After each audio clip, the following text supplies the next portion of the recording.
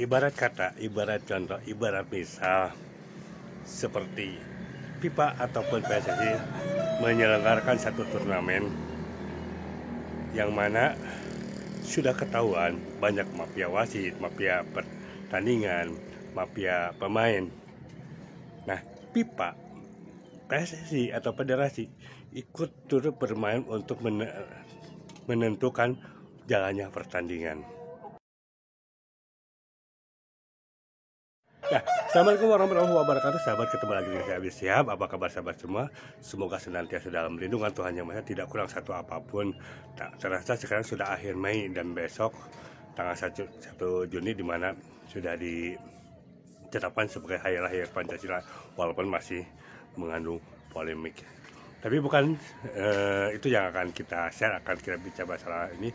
Sedang hangat-hangatnya Bapak Presiden kita, Bapak Joko Widodo atau Bapak Jokowi, di berbagai media massa menyampaikan akan cawe-cawe, bahkan mengatakan tidak akan netral pada pemilu 2024 kali ini. Sampai pihak istana pun ikut dibuat repot mengklarifikasi pernyataan dari presiden kita ini. Ikut cawe-cawe. Ya, cawe-cawe sendiri kalau menurut Kamus Bahasa Indonesia adalah membantu. Silakan sahabat-sahabat bisa lihat di Kamus Bahasa Indonesia di Google, banyak bertebaran. Cawe-cawe adalah membantu. Dalam artian Pak Jokowi, Bapak Presiden kita yang terhormat, akan ikut membantu salah satu mungkin calon presiden penerusnya. Nah, ini menggelitik. Saya coba mengambil dari salah satu media, dari tempo.com, dari pengamat UIN, Universitas Islam Negeri. Mohon maaf kalau salah. Nah, nanti di sini mungkin ditampil Pak Ubedillah mengatakan setidaknya ada 3 kesalahan menurut pengamat ini tentang cawe-cawenya Pak Jokowi.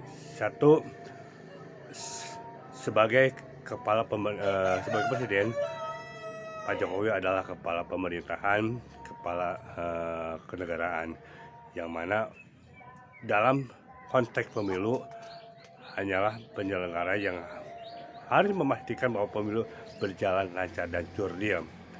Tidak bisa dibayangkan bila pada akhirnya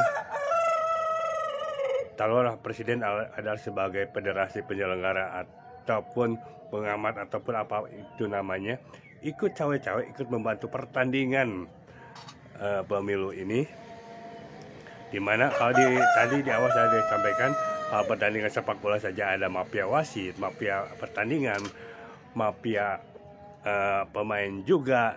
Nah, kalau presiden saja cawe-cawe dan menyatakan tidak akan netral dengan alasan demi negara dan bangsa,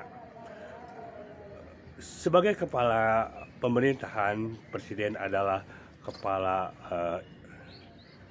pemerintah dengan aparatur negara.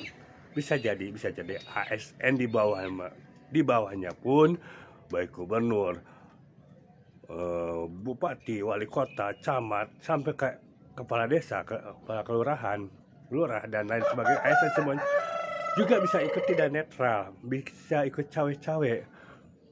Mungkin juga aparat yang lain seperti TNI Polri juga ikut cawe-cawe, ikut tidak netral, ikut menyokong satu kontestan. Yang kedua, secara moralitas kenegaraan. Ini sudah dicontohkan oleh Ibu Megawati, oleh Pak SBY pada akhir masa jabatannya, bahwa pemilu diserahkan kepada peserta pemilu, yaitu partai politik, di mana baik Ibu Megawati ataupun Pak SBY tidak, pada saat itu sebagai presiden, tidak ikut campur dalam permasalahan pemilu. Baru kali ini ada seorang pejabat negara, kepala negara, kepala pemerintahan ikut cawe-cawe. Nah, yang ketiga, menurut pendapat pengamat ini, pola pikiran Pak Jokowi mengikuti pola pikiran Orde Baru Presiden kita Pak Soeharto, yang mana Pasca pada saat itu dipilih oleh MPR dibuatkan GBHN garis besar haluan negara untuk menjalankan program-program pemerintahannya dan pembangunannya. Sementara saat ini kita murni presidensial, di mana presiden dianggap dipilih langsung oleh rakyat. Itu mungkin tiga cukup bisa dipahami. Nah, yang terakhir cukup menarik, bahkan mungkin lebih bisa lebih ekstrim lagi apa yang disampaikan oleh Bang Said Didu. Ada 5 poin yang disampaikan di sini. Apa yang keadaan oleh Bang Said Didu menanggapi ke cawe-cawe dan pernyataan ketidak netralan Pak Jokowi. Di antaranya